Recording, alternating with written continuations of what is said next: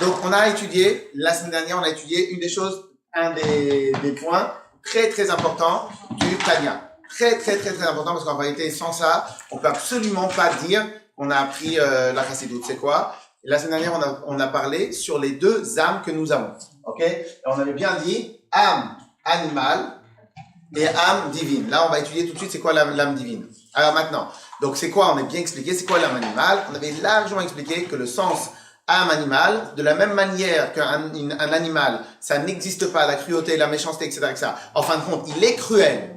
Il est, entre guillemets, méchant, mais ça se définit pas par cruel et méchant. Pourquoi? C'est sa nature. Hachem, il a dit au prédateur qu'il sera un prédateur. Et Hachem, il a dit au gibier, malheureusement, qu'il sera un gibier. Et Hachem, il a dit aux animaux domestiques, qui sont domestiques. Et aux animaux qui grimpent dans les arbres, qui grimpent dans les arbres.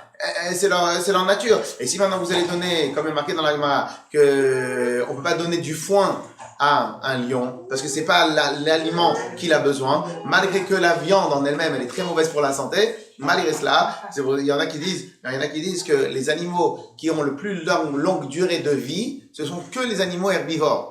Ok? Et tous les animaux carnivores, ils ont d'afka une durée de vie. Heureusement, parce que s'il y avait les prédateurs, ils avaient des longues durées de vie, ça serait mauvais. Mais en tout cas, pour vous dire qu'en fin de compte, même si c'est mauvais pour sa santé, il le mange. Pourquoi il le mange? C'est sa nature. Qu'est-ce qu'il va faire? Il va pas commencer à réfléchir à un programme nutritionniste, le lion, pour voir qu'est-ce qui est bon, qu'est-ce qui est, Bassar Bechal, etc. etc. Ouais, on va appeler un coach nutritionniste. Clair? Et donc, en fin de compte, pourquoi? Parce que tout simplement, ça, c'est ce qu'on appelle le nefesh abba amit, l'âme animale. De la même manière, ça c'est ce qu'on appelle les animaux. Et de la même manière, nous, notre première âme, c'est nefesh abba amit, l'âme animale. Et dans cette âme animale-là, on va avoir les mêmes problèmes qu'un animal. C'est-à-dire, on va avoir une nature, entre guillemets, prédéfinie. Bien évidemment, attention, tout le but de l'étude de la Torah de manière générale, et à plus forte raison de l'étude de la Chassidoute et de l'étude du Tanya, tout le but est d'arriver à transformer, à travailler, à raffiner, à arranger notre âme. C'est-à-dire qu'il n'y a pas on peut pas dire que notre âme, Hachem nous l'a donné comme ça, et c'est fini. Et c'est comme ça qu'on va rester jusqu'à la fin de notre vie. Parce que si c'est comme ça que tu dis, il n'y a plus de raison de punir, il n'y a plus de raison de récompenser. Pourquoi? Parce que pourquoi Hachem, il va punir quelqu'un? Mais c'est l'âme que tu m'as donnée, donc c'est normal que je fasse des bêtises. En vérité, c'est absolument faux. En vérité, Hachem nous a donné une nature. Et cette nature-là, on doit l'utiliser à bon escient. Ok? Quelqu'un qui aime avoir plaisir, il doit utiliser cette nature-là pour avoir plaisir dans le service de Dieu et apprendre aux autres à avoir plaisir dans le service de Dieu. Par contre, quelqu'un qui est froid de nature, qui est stressé comme ça, il n'a aucun plaisir, il connaît pas c'est quoi le sens plaisir, il pourra enseigner la Torah, mais il pourra pas donner plaisir aux gens. Pourquoi? Parce que lui-même ne connaît pas cette notion-là. Ok? Donc en vérité, malgré qu'il va avoir plaisir, alors après, cette même personne-là, s'il fait pas un travail sur lui, qu'est-ce qu'il va faire? Il va avoir plaisir que dans les ch'touillottes du monde. Clair? Et donc, en fin de compte, donc, Hachem nous a donné juste une nature. C'est comme le fer. Le fer, Hachem nous a donné une nature au fer. Cette nature-là, elle va être utilisée ou bien pour aller nous faire des armes, ou bien pour faire la shrita, ou bien pour faire un couteau de Moël, ou bien pour faire des mitzvot, ou bien pour faire des avérotes du préserve. Donc, en fin de compte, ça, c'est à nous de choisir quelle est l'utilité de la nature que Dieu il leur a donnée. Clair? Mais ça ne change pas que ça reste ce qu'on appelle un nefesh abba amit, un âme animale. Et donc, ça, c'est ce qu'on appelle âme animale. Donc, en fin de compte, l'animal est tout le temps que quelqu'un, il n'a pas, des fois, je rigolais et je me moquais, parce que, sinon, je me moquais aussi à moi le premier. Mais des fois, je rigole et je dis, des fois, des gens, ils arrivent pas à se lever, ils ont 40 ans, 50 ans, ils arrivent toujours pas à se lever le matin. Mais, combien? 40 ans? 40 ans pour un coach? Prends un coach, au bout de 3 jours, t'as fini l'histoire. Mais en fin de compte, quelque part, c'est leur nature. Ils n'ont pas travaillé sur cette nature. Mais est-ce que c'est méchant? C'est pas méchant, il n'y a rien de méchant. Ils n'arrivent pas à se lever. Bien évidemment, si après Dieu préserve, ça endommage la famille, qu'il va pas travailler, il va pas venir ça, c'est une chose. Mais si maintenant, après c'est une nature. Ok? Maintenant, de l'autre côté, toute nature est là pour être aussi travaillée. Et donc, toute nature, on peut absolument la travailler. Clair? Donc, ça, c'est ce qu'on a étudié en gros sur le premier chapitre. Deuxième chose très importante qu'on avait étudié sur le deuxième chapitre, c'est que la matière première de l'âme animale du Ben Israël, elle provient de Klipat Noga. Alors, on va expliquer rapidement la notion de Klipat Noga. Klipa, c'est écorce. Noga, lumineuse. Donc, une écorce lumineuse. Pourquoi on dit une écorce lumineuse? C'est l'un et son contraire. Une écorce, c'est fait pour cacher la lumière. Lumineuse, ça veut dire qu'elle est lumineuse. C'est quoi l'idée? Parce qu'en fin de compte, c'est une sorte d'écorce qu'on peut utiliser pour le bien. On peut en transformer à la gdoucha et on peut transformer du préserve au contraire de la gdoucha. Comme viande de vache, et ben cette même viande, je peux prendre chez le boucher. Moi, je vais chez le boucher et avec ça, je fais un barbecue et je mets du lait et de la viande en même temps. Ben, la même viande, elle est pas cachère. Et une autre personne, il vient, il va prendre la même viande, il va l'utiliser pour un repas de Brit Mila. Et la viande devient une mitzvah. Donc en fin de compte, cette même viande. Par contre, une viande pas cachère, tu peux faire tous les repas de Brit Mila que tu veux, elle restera pas cachère. Donc le principe de Klipat Noga, c'est une sorte de klipa lumineuse qui peut être amenée dans la douche. Clair? Ça, c'était la révision rapide de la semaine dernière. Non, de la semaine dernière. On va passer au deuxième chapitre qui est très important. C'est quoi? On avait dit, voici, la première, c'est l'âme animale. Maintenant, quand on dit d'après vous, âme divine, ça veut dire quoi, âme divine? C'est quoi, âme divine? Une parcelle d'Hachem. Bah oui. Une parcelle. Quand vous dites une parcelle, ça veut dire quoi une parcelle? Ça veut dire que c'est pas. Il y a un petit peu d'Hachem. Alors, après le terme, en vérité, le terme parcelle en spirituel, en mode spirituel, c'est un peu compliqué parce que le parcelle, ça veut dire quoi dans le spirituel? Parce qu'il n'y a pas de volume, c'est une notion, ok? Alors en vérité, les termes que le Admor Zaken va ramener, c'est des termes qui sont écrits dans les Nevi'im. Il va juste rajouter un mot qui s'appelle mamash. Alors, c'est quoi le terme? On va le lire ensemble et après on va tout expliquer. Alors, regardez, dans les mots. Venefesh Hashenit Be-Israël. On avait dit que chaque Yehudi, il avait deux âmes. Une âme animale, number one. Deuxième, on va voir c'est quoi? Venefesh Hashenit Be-Israël. Et la deuxième âme chez les Bnei Israël, écoutez bien, le scoop de fou. Ichelek Eloha Mima'al Mamash. Ichelek, elle est à une part, Eloka, de Dieu, Mamash, vraiment. Mima'al, d'Hachem d'en haut, Mamash, vraiment. Donc, il n'a pas utilisé le terme parcelle, parce qu'en vérité, il y a ce terme que vous dites parcelle, il y a ce terme qui s'appelle un nitzotz. Un nitzotz, une étincelle, l'étincelle divine. Ici, il n'utilise pas le terme étincelle divine, il utilise la neshama, c'est une part de Dieu. Encore une fois, on parle de notions spirituelles. À l'époque, quand j'avais été à l'Yeshiva, j'avais un problème avec ces notions-là. Alors, on m'avait dit, c'est pas comme tu prends dans une pomme. Dans une pomme, quand tu coupes un morceau, tu as enlevé une partie de la pomme. Toi, au final, la pomme, elle fait tant et tant de volume. De volume. Toi, tu as pris un petit morceau de volume. Mais toi, tu n'as qu'un morceau de volume. Dans le spirituel, c'est pas ça. Je vous donne un exemple. Imagine maintenant que j'invente un nouveau algorithme. Ok? Ce nouvel algorithme, c'est une notion. Cette notion-là, elle peut être utilisée par tout le monde. Sauf que c'est moi qui l'ai inventée. Donc, c'est mon invention à moi. Mais cette notion-là, elle peut être reprise par tout le monde. Et tout le monde peut se la partager, tout le monde peut l'utiliser. Ok? Donc, de la même manière en spirituel. Quand on dit une part, ça veut pas dire que j'ai une petite part et j'ai que ça. Une part, ça veut dire que j'ai une partie. Maintenant, cette partie-là, elle est totalement autonome, elle est totalement grande, elle peut faire tout plein de choses, etc., etc. Ok?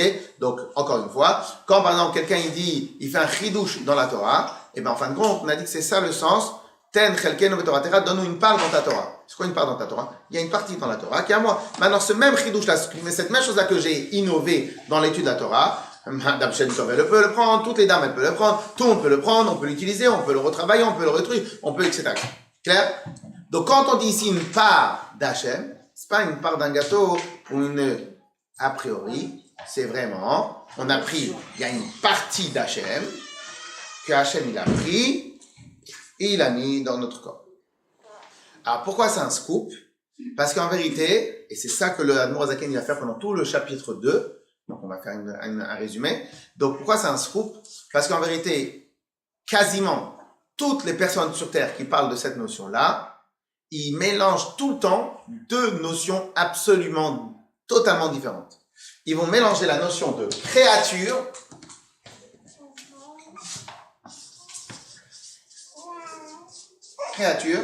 et âme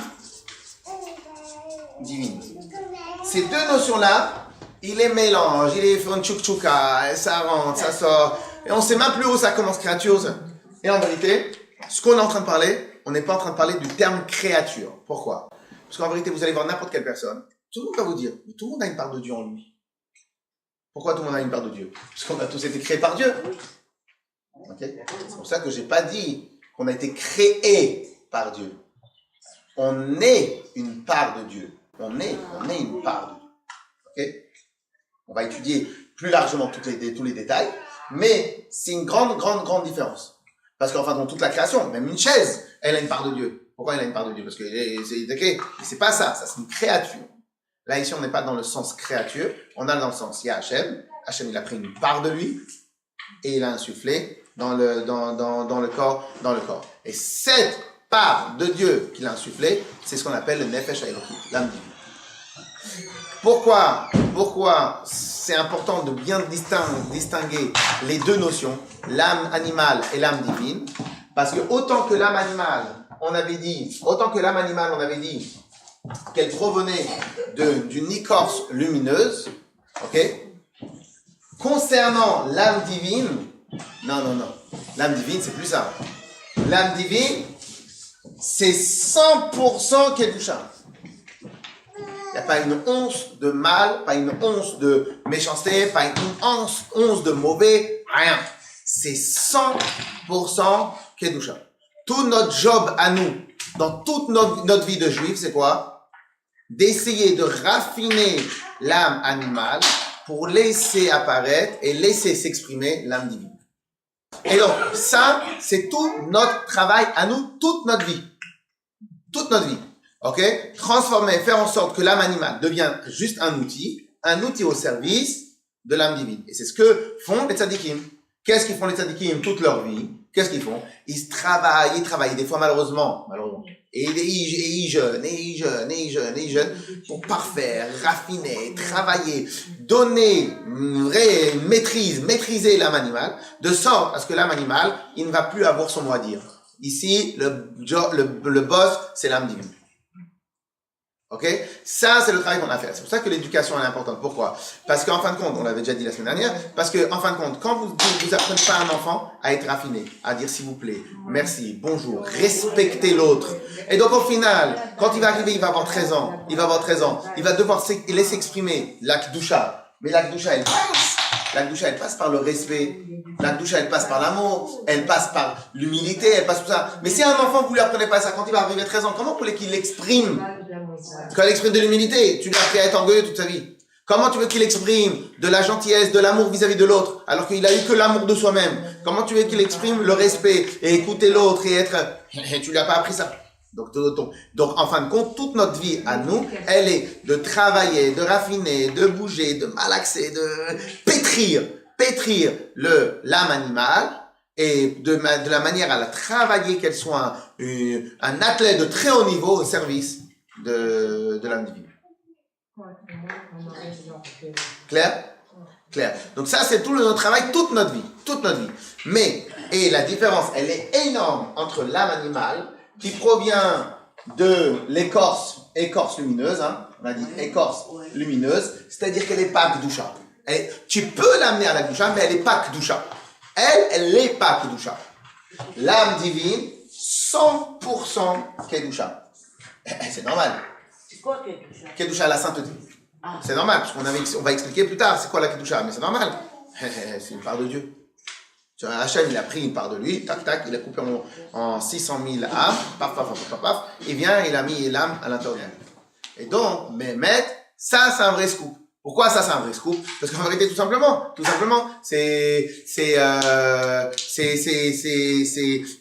de compte, c'est comment on est composé. Celui qui ne sait pas qu'on est composé comme cela, automatiquement, il va avoir un problème où il va se situer toute sa vie.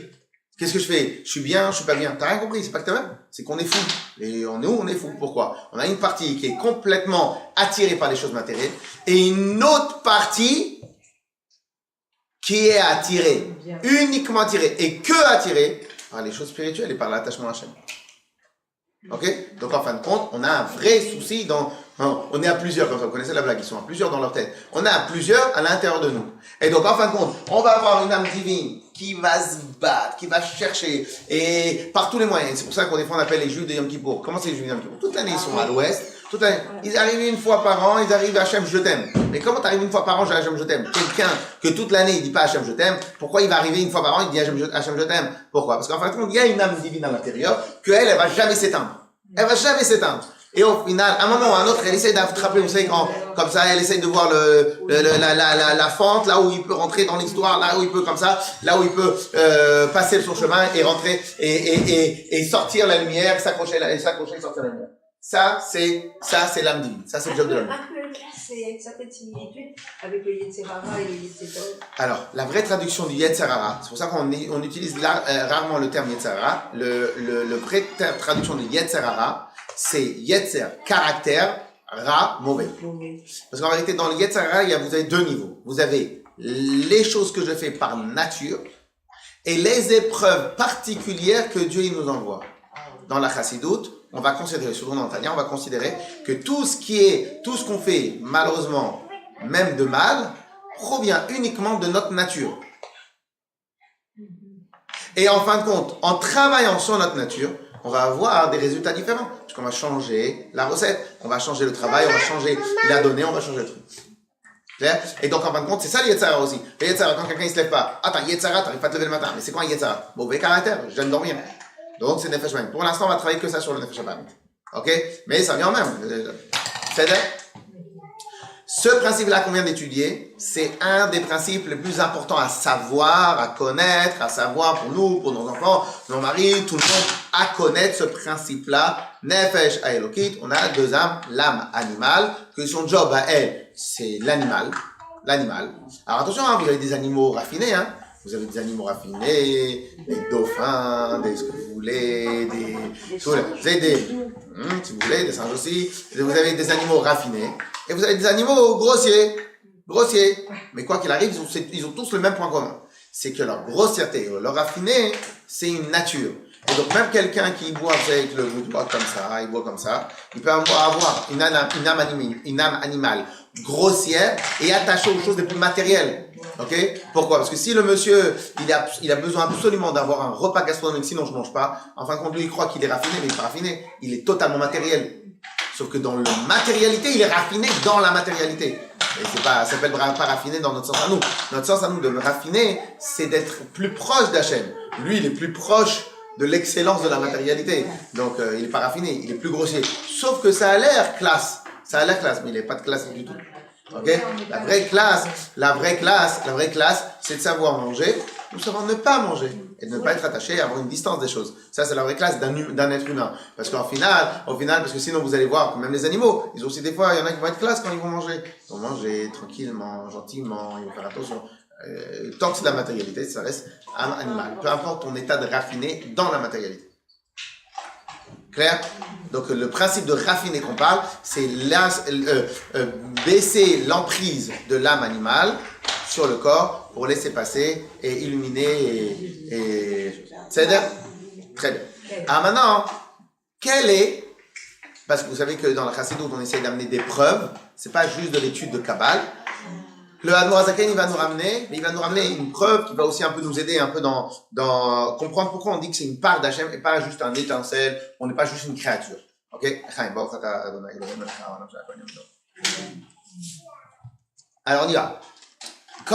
Qui peut se rappeler du terme que Hachem a utilisé lorsqu'il a installé la première âme chez le premier homme? Ah, c'est sûr que vous savez, en hébreu. Bon, même en français, c'est pas grave. Non, c'est pas soufflé. Oh. Qu'est-ce qu'il y a marqué?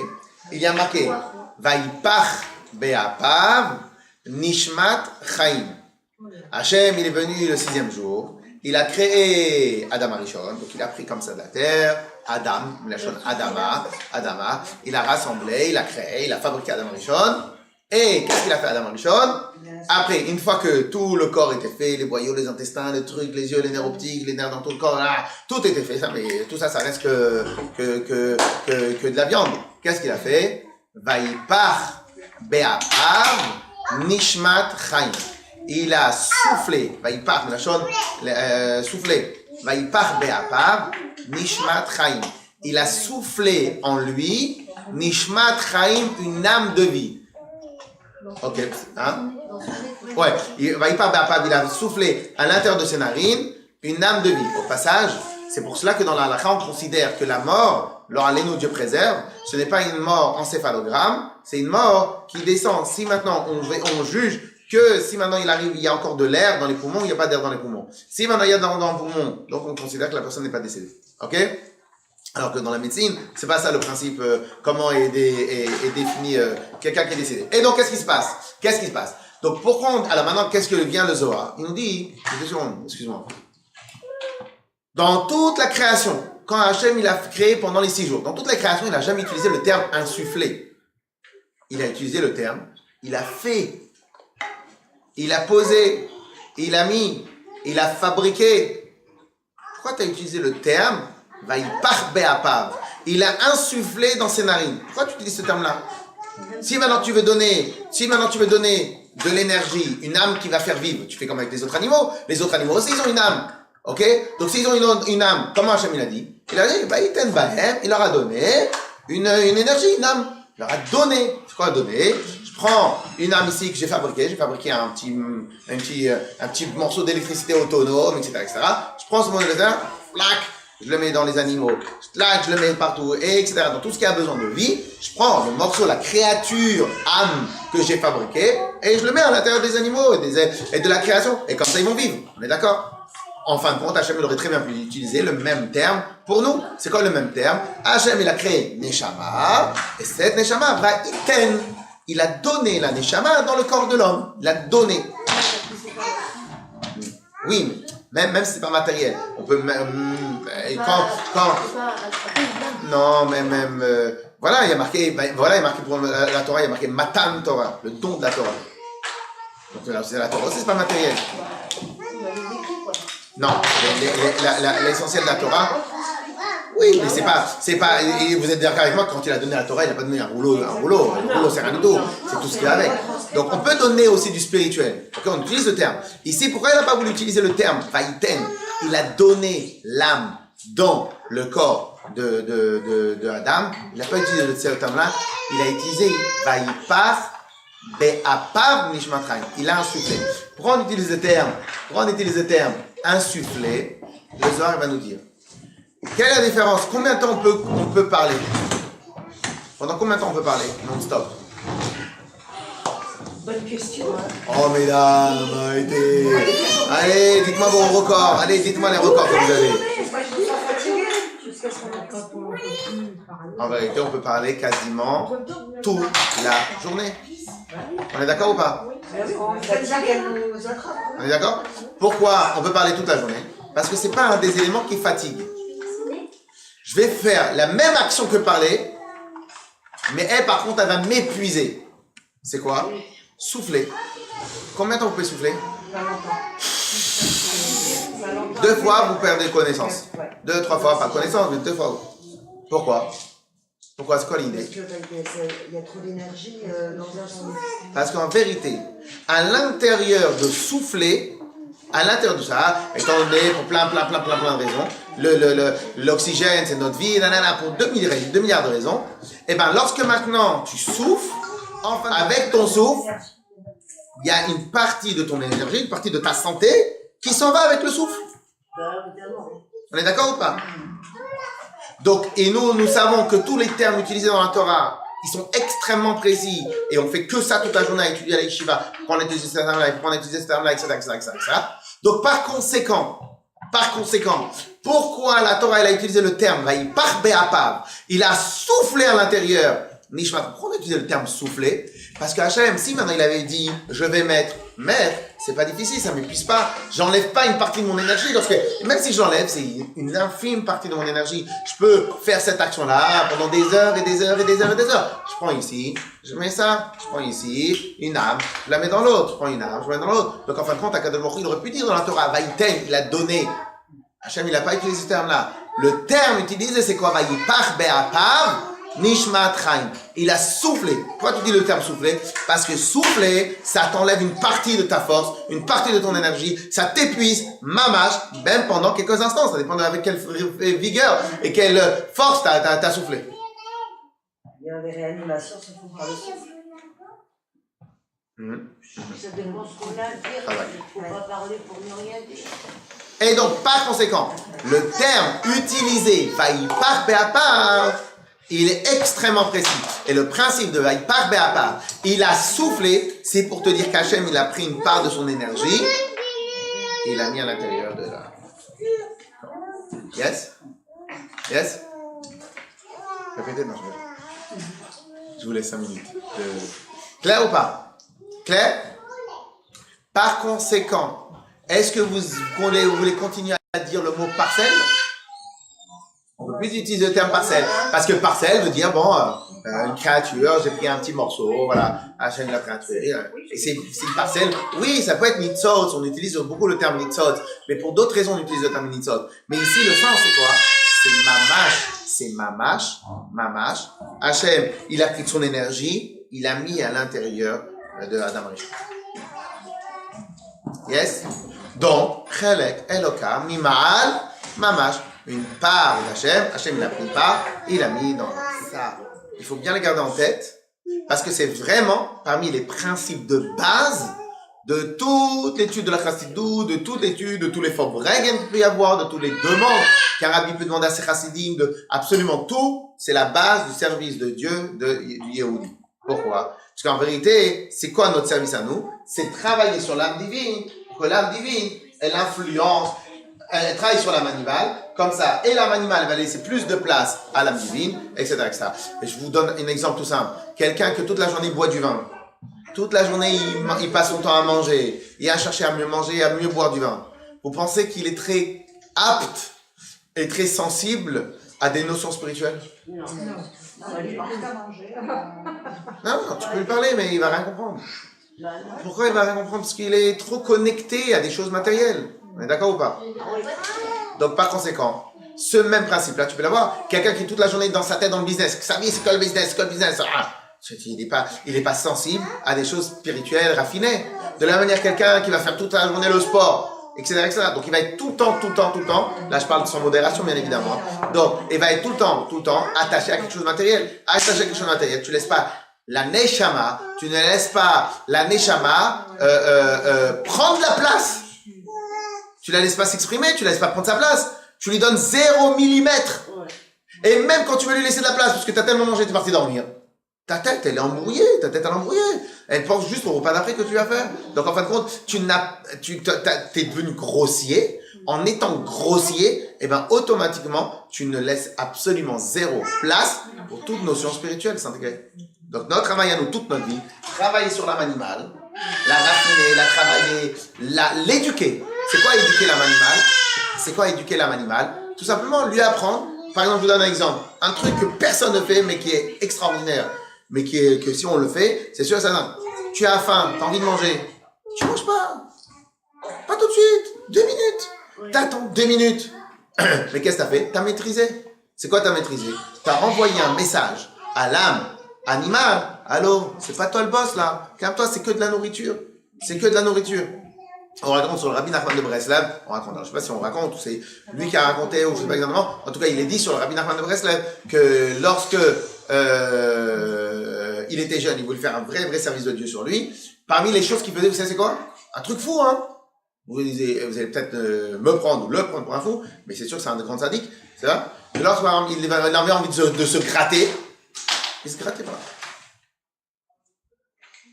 Parce qu'en vérité, se gratter c'est quoi? C'est machinalement. Non, il n'y a pas de machinal. Ici, c'est pas le corps qui me dit ce que je dois faire, c'est moi qui dois avoir une maîtrise du corps. Donc, tous les coups sont permis. Quelqu'un, il veut pas se gratter, il se gratte pas. Ah, mais ça te démange. Et alors. C'est pas lui qui va m'envoyer les informations que je veux. Alors, un peu à la rigolade. C'est quoi le principe des guilis? En fin de compte, tu fais les guillis. Et l'enfant, il n'arrive pas à se contrôler. Pourquoi? Parce qu'en fin de compte, il est trop dépendant de ses nerfs, de ce que le corps va lui dire. Après, t'as des enfants qui sont un peu plus intelligents. Ils arrivent, ils essaient de se contrôler pendant 1 minute, 2 minutes. Mais en fin de compte, on fait un travail. Donc, le principe, c'est le même. Le corps, il te dit quoi faire. Et donc, en fin de compte, de la même manière, dans le service de Dieu, c'est quoi le pshat? Faire un travail sur le corps. C'est apprendre qu'en fin de compte, c'est l'esprit déjà en tout premier. C'est l'esprit qui doit commander tout le reste. Quand tu manges ta faim. Non, ta faim, tu manges. Qu'est-ce qui se passe? C'est pas, ça s'appelle pas ça de la classe. Hein. Ok? Ok? Yes? Claire? Oui, apprendre à se contrôler. Ou se contrôler tout simplement. Apprendre à se contrôler, c'est trop loin. Se contrôler.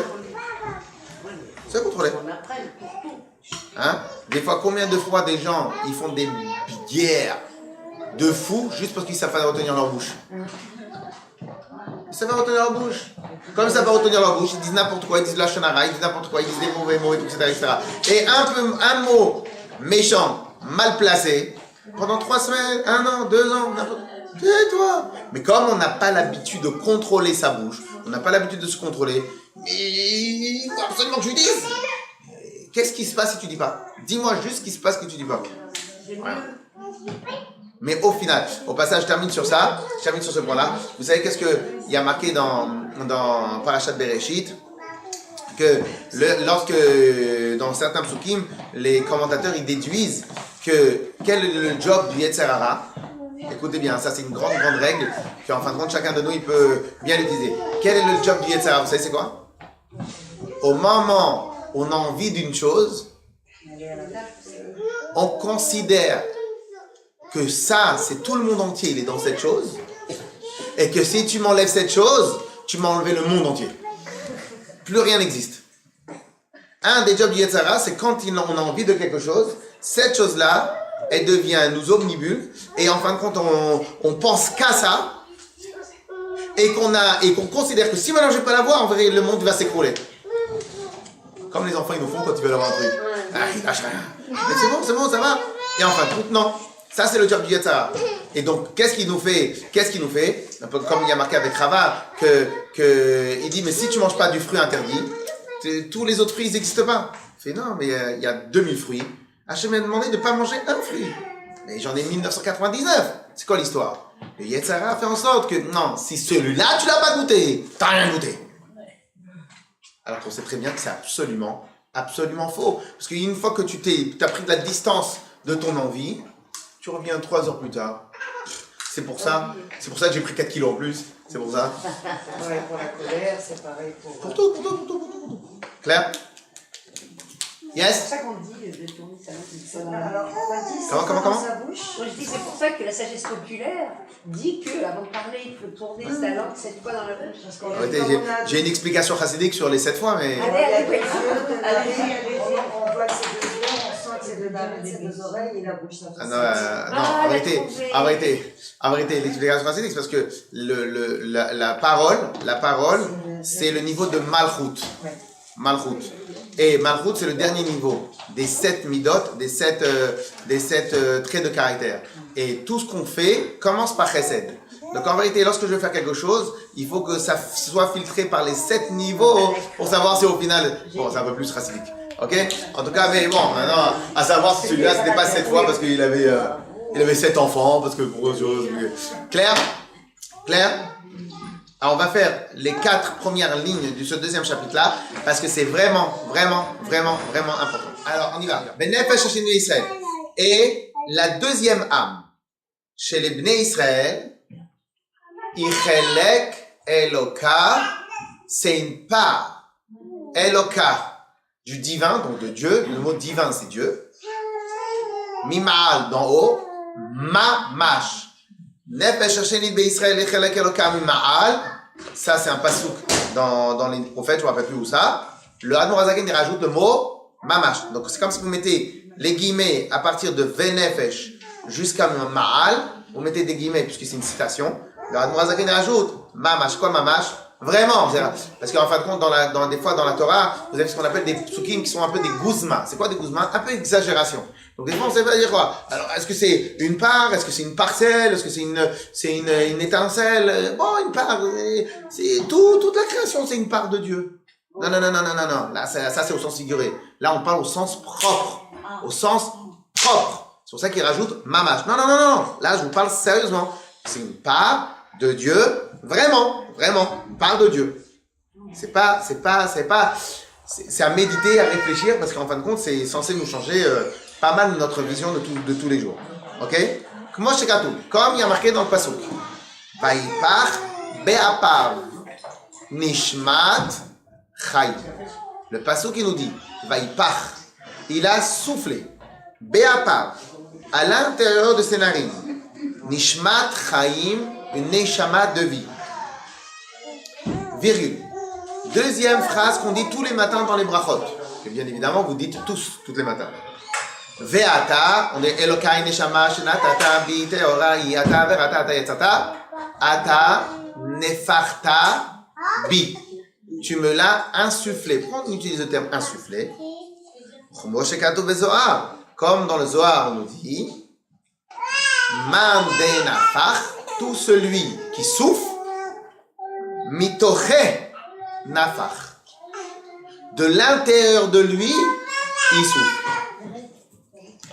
Quand je donne un stylo, le stylo il n'est pas de moi. Le stylo il a été fabriqué en Chine, il est passé par la Taïwan, après il a été déposé à Budapest. Le Budapest il a été pris en truc, etc. Mais le stylo il n'est pas de moi. Quand je te donne un stylo, le stylo il n'est pas de moi. Le stylo je l'ai acheté dans la librairie du coin. Et de cette librairie du coin là, je t'ai amené le stylo. Il n'y a rien à voir avec moi, c'est pas une part de moi que je te donne. Et ainsi de suite dans tous les domaines. Et même dans le domaine de l'étude, quand je te donne un enseignement, il n'y a que les tzadikim qui sont tellement fusionnels avec leur enseignement que leur enseignement c'est une part de eux. Mais sinon quand je donne un enseignement, c'est j'ai appris d'un livre, j'ai pris l'idée, je te l'ai donné à toi. Même ça c'est pas moi de moi. Il n'y a rien de moi. Il n'y a que de rares choses qui sont entre guillemets de nous. Et ça on va l'étudier un peu plus tard. Ok? Mais en vérité, c'est pas de moi, rien n'est de moi. On offre un jus d'orange à un invité. C'est quoi le jus d'orange? C'est pas moi. Oui, c'est mon argent, mais bien mon argent, c'est pas moi. J'ai travaillé, on m'a donné de l'argent, le magasin, le pamplemousse ou le jus d'orange, il provient de Floride, l'autre il provient de ci, l'autre il provient de... Et moi, je suis sur un de rien dans l'histoire. C'est les seules et rares expressions dans lesquelles on peut utiliser le terme « il a pris de lui », c'est lequel, lorsque maintenant tu vas donner quelque chose, et qu'en donnant cette chose-là, il y a une partie de ta vie qui s'en va avec.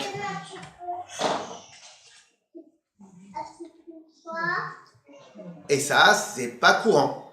Les rares choses, en tout cas dans lesquelles l'être humain, une fois qu'il a donné, c'est une partie de lui-même qu'il a donné, même si après, alors c'est quoi, le sang peut-être, mais même le sang, c'est pas, il n'y a pas à ce moment-là une perte d'énergie.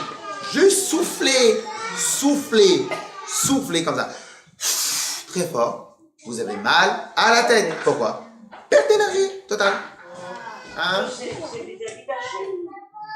Non, mais, oui, mais tout ce que Hachem, il utilise pour nous enseigner, il est précis dans ses mots, parce que justement, c'est à travers ces mots-là qu'il nous transmet les messages. S'il voulait nous donner la sensation que l'âme, c'est juste une créature qu'il a mis dans le truc, il aurait dit, iten ba'em nishmat chaim. Il a déposé à l'intérieur. Il n'a pas dit, iten ba'em nishmat chaim. Il leur a mis une âme de vie. Il a dit, vaïpach be'apav nishmat chaim. Il a insufflé, parce qu'en vérité, c'est comme ça que le Zohar, il étudie ce qu'on va dire tout de suite. Mande nafar, mitoche nafar. Tout celui qui souffre, il souffre de lui-même, de soi-même. C'est une perte. Alors bien évidemment, un scientifique va vous dire, mais parce que il y a l'oxygène, parce que si, parce que ça, et parce que le truc, et parce que le liquide est fatigué, et parce qu'à ce moment-là, tu viens Dieu. Alors bien évidemment, il y a des explications, mais surtout, il y a des explications logiques. Mais le résultat est que lorsque tu souffres très fort, il y a une perte sèche d'énergie. Pourquoi Hachem? Pourquoi? Parce que de toi, tu enlèves cette énergie. Pourquoi Hachem? Il a utilisé le terme. Pourquoi il n'a pas utilisé le terme? Il l'aura mis à l'intérieur de Nishmat Chaim. Parce que c'est pas mettre quelque chose.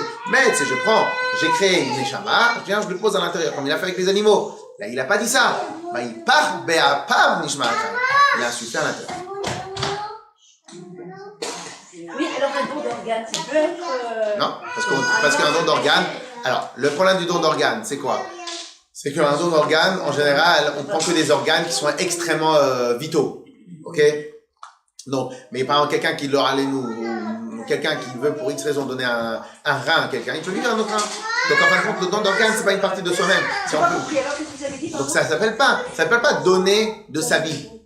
Parce qu'il lui reste un autre rein, c'est un bon âme. Donc en fin de compte, voilà. Par contre, quelqu'un qui est vivant et qui doit donner un organe vital, ben c'est un meurtre, ça s'appelle. Bah oui, est-ce que c'est pas péché? Et au passage, à la base, j'avais bien travaillé le dossier, mais on m'a sorti une nouvelle idée que j'ai pas encore pris le temps de le travailler, que sur l'histoire là des dons d'organes qu'on doit faire, Alors, sur le don d'organes, dans le principe, c'est une mitzvah de faire un don d'organes. Dans le principe, il faut savoir que c'est une mitzvah. Alors maintenant, la dernière idée qu'on m'a donnée et que ça me casse un peu les pieds, parce que j'ai pas terminé de travailler le dossier, c'est que eux, quand ils décident de faire des dons d'organes, c'est en statuant sur des morts encéphalogrammes. Mais dans les morts encéphalogrammes, d'après la Torah, la personne est encore vivante. Et donc, ce qui fait que don d'organes. Alors voilà, donc c'est pour ça que j'ai pas vérifié, je vous donne la dernière chose. Mais sinon, à la base, un don d'organes, c'est une mitzvah. C'est une mitzvah. Non. J'avais travaillé ce dossier-là. Tous les poskim, tous les décisionnaires, ils considèrent que c'est une mitzvah. C'est vrai? Ouais, c'est une mitzvah. Après, on a juste un problème technique. À quel moment ils prennent l'organe? Ok? Claire? Ça, c'est tout le problème. Ouais, parce que c'est payant, hein, les temps. Ok? Claire ou pas? Claire? Alors, maintenant on continue dans les mots, parce que les mots, c'est très important, ça installe l'idée dans la tête. Alors, je suis à la 3e ligne du chapitre. Man de nafar, mitoche nafar. Tout celui des nafar qui souffre, mitoche nafar, de lui-même il souffre, et c'est ça qu'il nous dit le Zohar. Ça, c'est le Zohar qui le dit. Et je vous rappelle que le Zohar, il est de la même époque que la Mishnah et tout ça, avant même la Gemara. Pirouche, mitochiyuto ou mipnimiyuto, de son intérieur ou de sa pnimiyut, de son intérieur mamash, chez tochiyut, que l'intérieur est l'interne, achayut chez be'adam, donc la vitalité, l'intérieur, c'est la vitalité de l'homme, et que cette vitalité-là, motzi binfichato bekoach. Cette vitalité-là, il va la sortir, benfichato. En fin de compte, puisque maintenant, lorsque quelqu'un souffre, il enlève de sa vitalité, puisqu'en même temps qu'il souffre, motzi binfichato bekoach. C'est là? Claire? Yes? Alors, on va continuer dans les mots parce que ils sont tellement importants qu'on va continuer. Kach aderech mashal, comme ça, aderech mashal, si l'on peut s'exprimer ainsi, donc c'est en exemple, Neshamot Israël. Alors maintenant, le Admor Azaken, il va maintenant retravailler cette notion-là.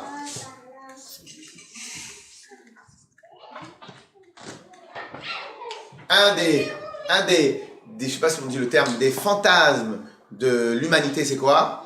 D'avoir et de fabriquer des robots. Alors les dames, robot qui fait le ménage, la vaisselle, qui fait tout, et l'homme qui va avoir un travail. Ah, ça c'est une des folies de l'humanité. On veut fabriquer des robots, mais l'ordinateur c'est un robot, mais ça ne suffit pas. Il faut que tu aies un robot qui soit à l'image de l'homme, nanana, etc. Alors maintenant j'ai une question à vous poser.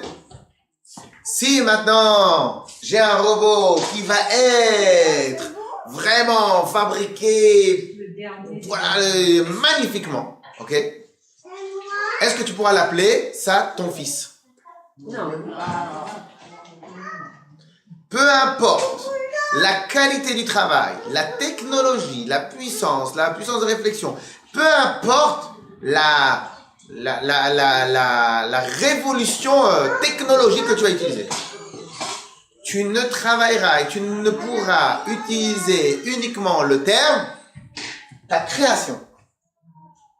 C'est la création majeure de sa vie, c'est truc de fou, c'est sa révélation, il a sorti un programme de folie. Ça restera que de la création. Une créature. Une créature, une création. Ok? Donc, bien que aujourd'hui, malheureusement, on va plus chercher tellement l'art. L'art va s'exprimer dans la technologie, alors qu'avant, les grands artistes, etc., les peintres, donc on se cassait la tête sur, on disait que, donc, mais ça reste de la création, de la créativité, etc., etc. Si maintenant je vais exprimer quelque chose qui n'est pas une créature, mais qui est ma vraie création, les enfants. Les enfants. Quelle va être la différence entre un robot hyper perfectionné avec la tête d'un être humain? C'est que ça va être une créature. L'enfant, c'est autre chose. L'enfant, c'est autre chose. C'est quoi l'enfant? C'est une continuité des parents. C'est des parents miniatures. Les deux parents, ils vont devenir une seule chair. C'est l'enfant. Ok? Les deux parents, ils vont devenir une seule chair. C'est les enfants.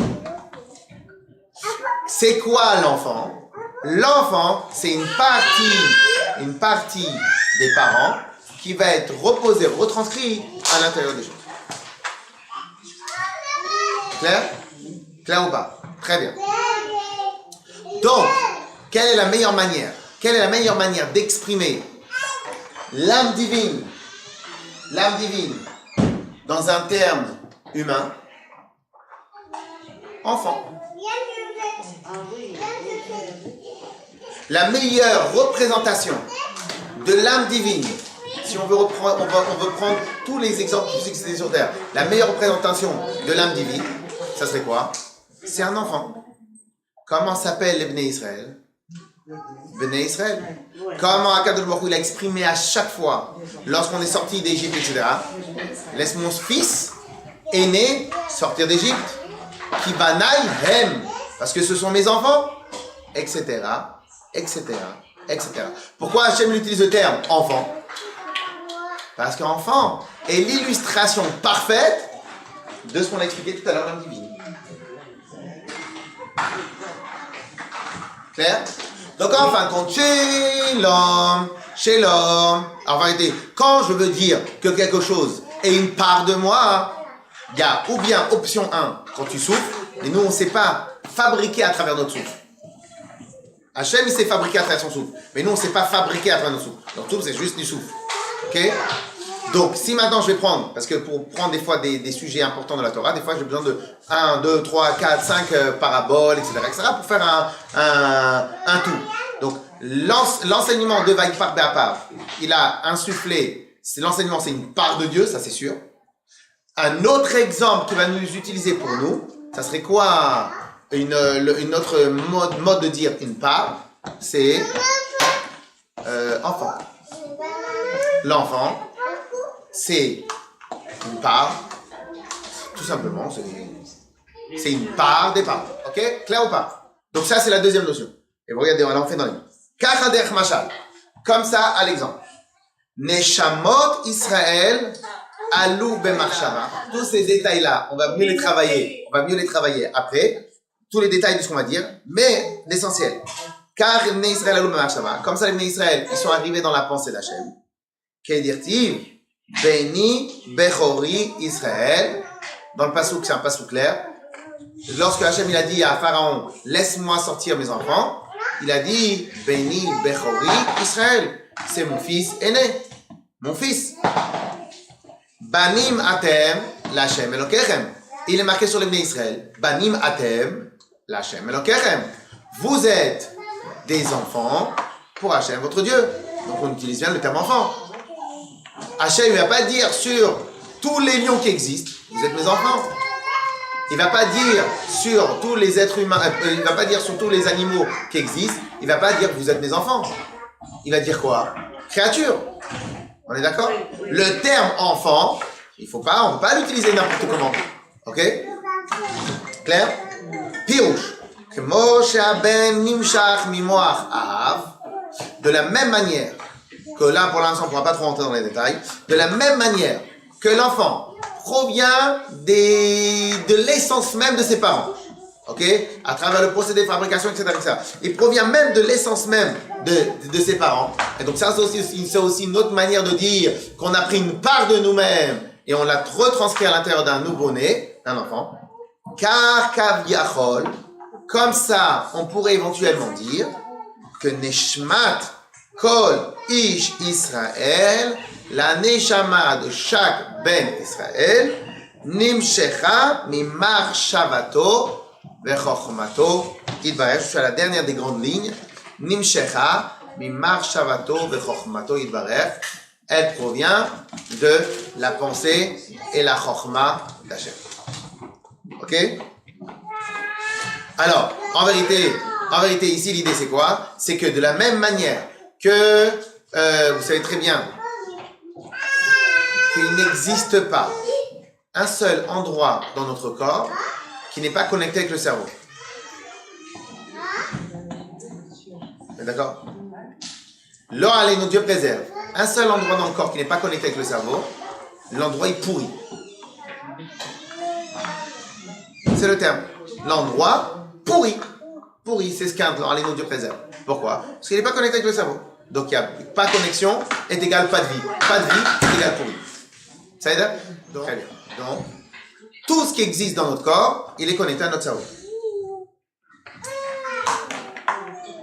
Lorsque maintenant des parents, ils veulent avoir un enfant, l'enfant ressemble aux pieds de leurs parents, aux doigts, aux cheveux, Ils ont tous des parents. au côté tunisien de leurs parents. Voilà. Ils ressemblent à quoi? Leurs parents, Non, ah non, L'âme. mais tout, Mais oui, c'est le même ADN. tout provient des parents, tout, absolument tout. Il n'y a pas 1 millimètre de l'enfant qui n'a pas de ses parents. Après, vous avez confondu la forme et le fond. La forme, j'espère qu'il va ressembler à ma femme, j'espère. Ok, il y a la forme qui ressemble à sa mère ou à son père, ou qu'il a pris tous les défauts de son père. Mais toutes les qualités, il les a pris de moi. Hein? Tous les défauts, il a pris de son père. Mais toutes les qualités, c'est de moi. C'est mon fils. Voilà comment il est beau, mon fils. Après, c'est des jeux d'écriture. C'est quoi des jeux d'écriture? C'est on a pris une qualité, on a pris un défaut, tout ça. Mais ça change pas que absolument tout l'enfant provient de son père et de sa mère. On est d'accord ou pas? Donc, lorsque maintenant on a la conception de l'enfant, et est-ce que ce qui se passe, c'est juste une partie des parents qu'on a pris, on a donné à l'enfant? Ou Hachem se débrouille pour prendre, même si en petite quantité, pour prendre la substance des parents et le mettre dans l'enfant? La substance. C'est quoi la substance? Absolument tout. Pourquoi? Il va pas prendre l'ADN du pied, il va avoir qu'un pied, du préserve. C'est pas ça. C'est Dieu, il se débrouille pour. Et alors maintenant, pourquoi maintenant le Admoazaken, il vient, il compare ça avec la pensée? Parce qu'en vérité, c'est pas que la pensée, c'est le cerveau. Absolument tout le corps est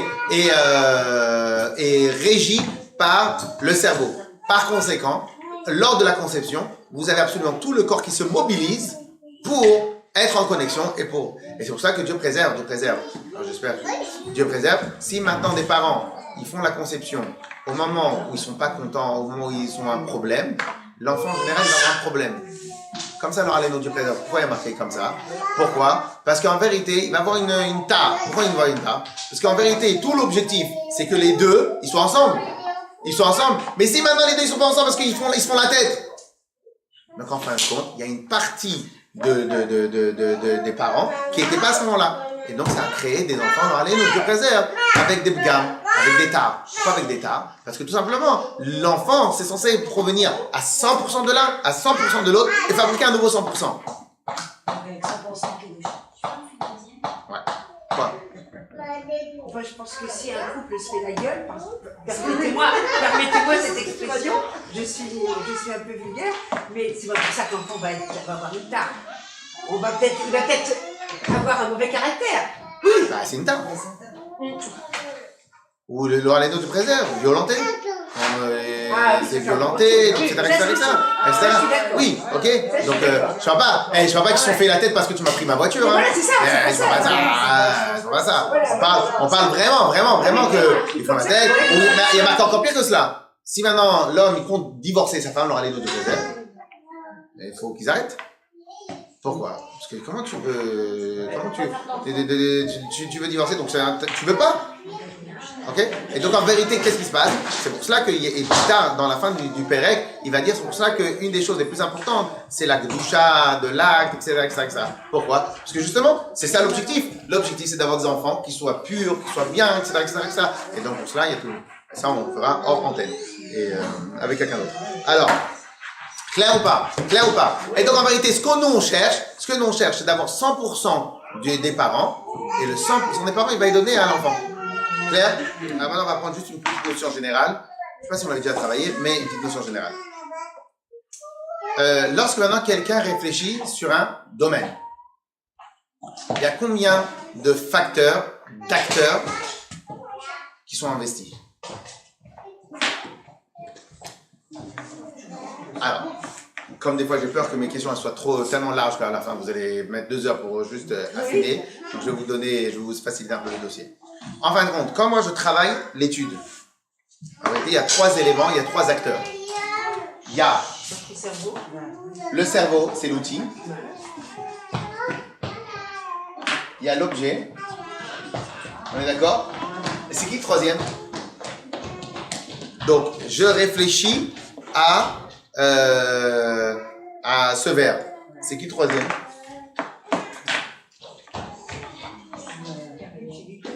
Cerveau, objet. Donc, le cerveau, l'objet. C'est qui le troisième? Alors? Hein? L'utilité de la chose. Le jeu. Le jeu? J-E. Oui, j'ai compris, la personne. Le moi. Je réfléchis. Réfléchir est le cerveau, donc l'outil. Le verbe est l'objet sur lequel je réfléchis. Et il y a le jeu. C'est quoi le jeu? Le jeu, c'est en fin de compte, c'est l'esprit, peut-être les scientifiques vont appeler ça le cortex, c'est l'âme, le donneur d'ordre qui va donner ordre au cerveau de réfléchir. Ah, donc c'est en plus du cerveau. Oui. En fin de compte, c'est le maître du cerveau. Alors, étant donné que nous, on n'est pas très fin, donc pour nous, c'est toujours la même chose. Les deux, c'est la même chose. Ok? Pour nous, c'est la même chose. Mais en vérité, c'est 2 notions différentes. Clair? Donc, en fin de compte, on a à chaque fois 3 points ensemble. Et donc, on va appeler ça le jeu. En vérité, le jeu est égal à la personne. Ok? Et c'est pour cela qu'en réalité, nos pensées, elles changent. Je peux réfléchir aujourd'hui sur le verre, demain je réfléchis sur une voiture, après-demain je réfléchis sur un appartement, après je réfléchis sur une notion de la Torah, après je fais de la Gemara, de la Chassidut, etc. Je change.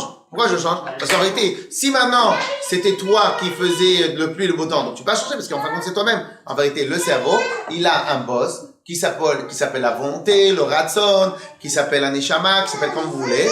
Ce ratson-là, avec plein de procédés particuliers, il va donner l'ordre au cerveau de réfléchir. Clair?